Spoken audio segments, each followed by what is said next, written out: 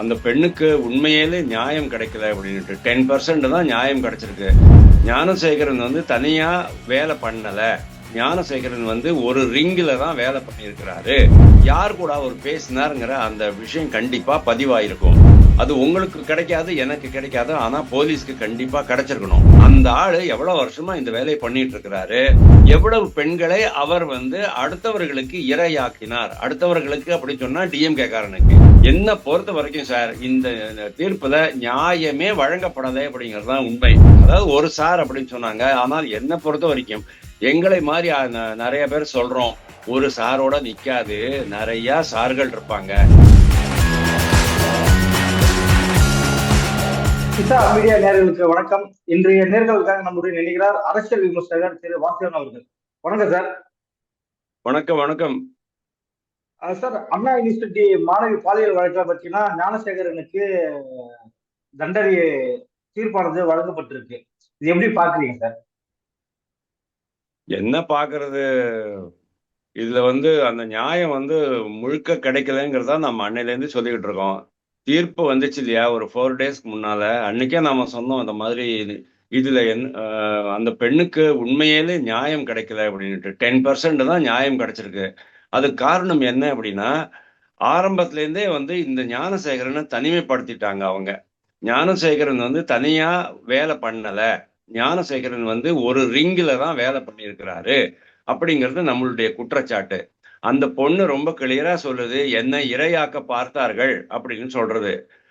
அந்த இடத்துல ஒரு ஆடி காரோ இல்லைன்னா வேற ஏதோ ஒரு பெரிய கார் ஒண்ணு வந்துருந்துச்சு. அதுல ஒரு பிரமுகர் இருக்காரு, அவர் கூட இணக்கமா இருக்கணும் அப்படின்னு சொன்னாங்கன்னு சொல்லுது. அந்த பெண்ணினுடைய அந்த ஞானசேகரனுடைய அந்த டெலிபோன், அந்த மொபைல்ல, அந்த நேரத்துல, அந்த இடத்துல, அந்த டவர்ல யார் கூட அவர் பேசினாருங்கிற அந்த விஷயம் கண்டிப்பா பதிவாயிருக்கும். அது உங்களுக்கு கிடைக்காது, எனக்கு கிடைக்காது. ஆனா போலீஸ்க்கு கண்டிப்பா கிடைச்சிருக்கணும். ஆனா யாருமே இது வரைக்கும் அது ஏன் சொல்லல அப்படிங்கிறது எனக்கு ரொம்ப ஆச்சரியமா இருக்கு. அந்த வழக்க மகளிர் ஆணையம் எடுத்ததுக்கு அப்புறமா அவங்க கூட ஒரு கிரிட்டிசிசம் வச்சாங்க. இந்த மாதிரி இது ஒரு பெரிய ரிங்கா தான் இருக்கும், தனி மனிதர் செய்தது இல்ல அப்படிங்கிற மாதிரி அவங்க சொல்லியிருந்தாங்க. அதுக்கப்புறமா வழக்க உயர்நீதிமன்ற தலையீட்டின்படி அவங்க என்ன பண்ணாங்க, 3 ஐபிஎஸ் பெண் அதிகாரிகளை போட்டாங்க. அப்போ கூட நான் எதிர்பார்த்தது என்ன தெரியுமா, ஓரளவுக்கு இதுல நியாயம் வழங்கப்படும் அப்படின்னுட்டு. பொள்ளாச்சி பாலியல் குற்றச்சாட்டுல டிஎம்கே எந்த அளவுக்கு அதை எடுத்துட்டு போனாங்கங்கிறது உங்களுக்கு நல்லா ஞாபகம் இருக்கும். அதாவது இந்த பெண்கள் சமாச்சாரத்துல, இந்த பெண்கள் பாலியல் வன்கொடுமை அப்படிங்கிறது 1 to 1 நடந்துச்சுன்னா நம்ம சொல்லலாம். இது ஞானசேகரன் வெர்சஸ் அந்த பெண் அப்படின்னு சொல்லிடலாம். ஆனா இந்த கேஸ்ல அப்படி கிடையாது அப்படிங்கிறதுக்கு ஆரம்பத்துல இருந்தே ஆதாரங்கள் ஏகப்பட்டது இருந்திருக்கு. ஆனா அந்த ஆதாரங்களை எல்லாத்தையும் அவங்க தனிமைப்படுத்திட்டு, ஞானசேகரன் மட்டும்தான் இதுல இருக்கிறாரு அப்படின்னுட்டு யார் சொன்னா?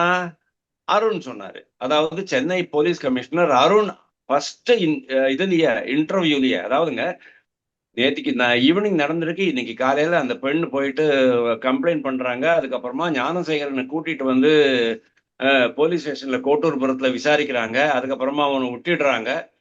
திருப்பியும் இதுல வேற ஏதோ கேஸ் இருக்கு அப்படின்னு, வேற ஏதோ விஷயம் இருக்குன்னு தெரிஞ்ச உடனே அவங்களே என்ன பண்றாங்க, திருப்பியும் ஞானசேகரன் வீட்டுக்கு போறாங்க. அவர் தம்பி சிக்கிறாரு. அந்த தம்பி கிட்ட கேக்குறாங்க. அந்த தம்பி சொல்றாரு, ஆமா இந்த இந்த ஷர்ட் எங்க அண்ணனோட தான் அப்படின்னு சொல்றாரு. அதுக்கப்புறமா திருப்பியும் ஞானசேகரனை கூட்டிட்டு போறாங்க. அப்போ கூட டிஎம்கே காரங்கள்லாம் ஞானசேகரனை காப்பாத்துறதுக்கு எவ்வளவோ முயற்சி பண்றாங்க. ஆனா விஷயம் பெரிசான உடனே அண்ணாமலை அதை கையில எடுத்ததுக்கு அப்புறமா தான் அவங்களால அதை ஒண்ணுமே பண்ண முடியாம போயிடுறது.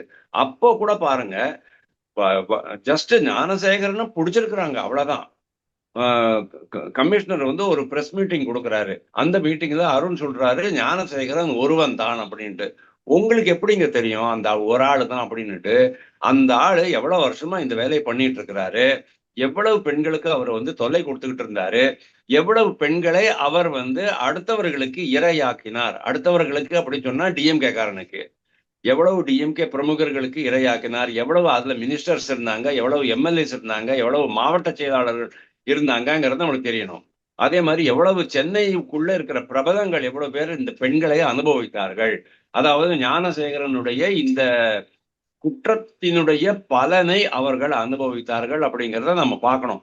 என்ன பொறுத்த வரைக்கும் சார், இந்த தீர்ப்புல நியாயமே வழங்கப்படலை அப்படிங்கிறது தான் உண்மை. இதெல்லாமே போலீஸ் ஆரம்பத்திலேயே கட்டமைச்சிட்டாங்க. அதே போலீஸ் தான் விசாரணை குழு அமைக்குது.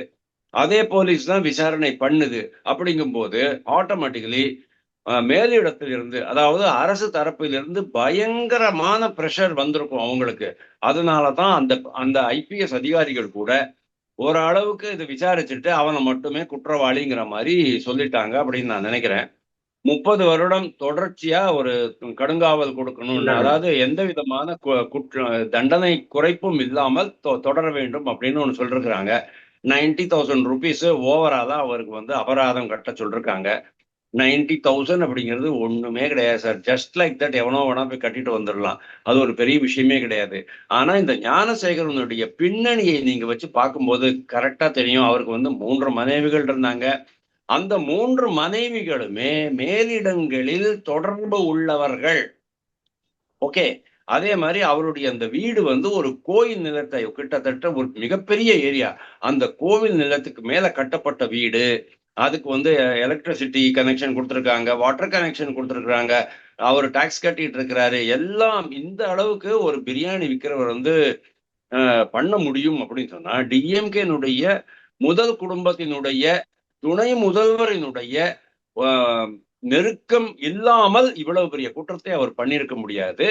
அதையே தான் நம்ம வந்து தெய்வ செயல் விஷயத்திலையும் பார்க்கிறோம். அதே தான் இன்னும் பல்வேறு இடங்கள்ல பார்க்க போறோம் அப்படின்னு நான் நினைக்கிறேன். பட் அன்பார்ச்சுனேட்லி இந்த முறை இந்த பெண்ணுக்கு நியாயம் கிடைக்கவில்லை. இந்த இந்த வழக்கில் அந்த சார் யார் என்பது தெரியவில்லை. ஒரு சார் அப்படின்னு அவங்க அதாவது சார் அப்படின்னு சொன்னாங்க. அதாவது ஒரு சார் அப்படின்னு சொன்னாங்க. ஆனால் என்னை பொறுத்த வரைக்கும் எங்களை மாதிரி நிறைய பேர் சொல்றோம், ஒரு சாரோட நிக்காது, நிறைய சார்கள் இருப்பாங்க. அந்த சார்கள்ல பலரும் டிஎம்கே காரங்க தான் அப்படின்னு நாங்க சொல்றோம். அவங்க எல்லாரும் தப்பிச்சுக்கிட்டாங்க. இந்த பையனை மட்டும், அதாவது இந்த தம்பி, அன்பு தம்பின்னு அப்பாவு சொன்னார் பாருங்க, இவரை மட்டும் அவங்க வந்து முடிச்சு வச்சுட்டாங்க. காரணம் என்ன அப்படின்னு கேட்டா, இவனை மட்டும் ஐடென்டிஃபை பண்ணி தனிமைப்படுத்தி அவனை குற்றவாளின்னு சொல்லிவிட்டோம்னு சொன்னா மினிமம் டேமேஜ் வரும் பார்ட்டிக்கும் ஆட்சிக்கும் மினிமம் டேமேஜ் வரும். அவனை விட்டுட்டோம்னு சொன்னா, அவன் தான் உளறிட்டான்னு சொன்னா இன்னும் அதிகமான டேமேஜ் ஆகலாம் அப்படிங்கிற மாதிரி அவங்க வந்து பார்த்துருக்குறாங்க. இதுல ஒரு முக்கியமான விஷயம் சொல்றேன். இந்த தீர்ப்பை மறு விசாரணை செய்ய வேண்டும். இந்த தீர்ப்பை மீண்டும் திறந்து விசாரிக்க வேண்டும். அதற்கு அண்ணாமலை ஒத்துழைக்க வேண்டும். அண்ணாமலை சொல்லிக்கிட்டு இருந்தார், இந்த மாதிரி என்கிட்ட அவங்களுடைய டெலிபோன் நம்பர்ஸ் இருக்கு, எனக்கு யாருன்னு தெரியும் அப்படிங்கிற மாதிரி அவர் வந்து சேலஞ்ச் பண்ணிட்டு இருந்தாரு. என்னை பொறுத்த வரைக்கும் அவர் இந்த இன்சிடென்ட் நடந்து தன்னை தானே சவுக்கால் அடிச்சுக்கிட்டு இந்த விஷயத்தை வந்து ஆல் இண்டியா லெவலுக்கு எடுத்துன்னு போன போது அதே ஆர்வம், அதே உணர்ச்சியை, அதே சீரியஸ்னஸ், அதாவது தீவிரத்தை இந்த முறையும் அவர் காட்ட வேண்டும் அப்படின்னு நான் நினைக்கிறேன். கண்டிப்பா இதுக்கு எகென்ஸ்டா இவங்களும், அதாவது ஞானசேகரன் தரப்புலையும் மேல்முறையீடு பண்ணுவார்கள். அதே சமயம் மேல்முறையீடு பண்ணும்போது அண்ணாமலை போன்றவர்களும் மற்றவர்களும் மற்ற பெண்களும் கூட, அதாவது ஞானசேகரனால் பாதிக்கப்பட்ட மற்ற பெண்களும் கூட இதுல உள்ள வந்து சாட்சிகள் சொல்லி மற்ற எல்லாரையுமே, அதாவது இந்த குற்றத்திற்கு உடந்தையாக இருந்தவர்கள், மறைமுகமாக ரகசியமாக திரைக்கு பின்னால் இருந்தவர்கள் அனைவரையுமே வெளியில கொண்டு வந்து தண்டனை வாங்கி கொடுக்கணும் அப்படிங்கிறது என்னுடைய விருப்பம். ஆனால் நம்ம நாட்டுல நீதித்துறை செயல்படும் லட்சணத்தை பார்த்தால், டிவிஎஸ்சி செயல்படும் லட்சணத்தை பார்த்தால், காவல்துறை செயல்படும் லட்சணத்தை பார்த்தால் நமக்கு நியாயம் கிடைக்காது அப்படிங்கிற மாதிரி தான் நினைக்கிறேன். லைக், ஷேர் அண்ட் சப்ஸ்கிரைப் பண்ணாதவங்க இப்பவே சப்ஸ்கிரைப் பண்ணிருங்க. எங்களோட அப்டேட்ஸ் உங்களுக்கு வரணும்னா பெல் பட்டனை பிரஸ் பண்ணுங்க.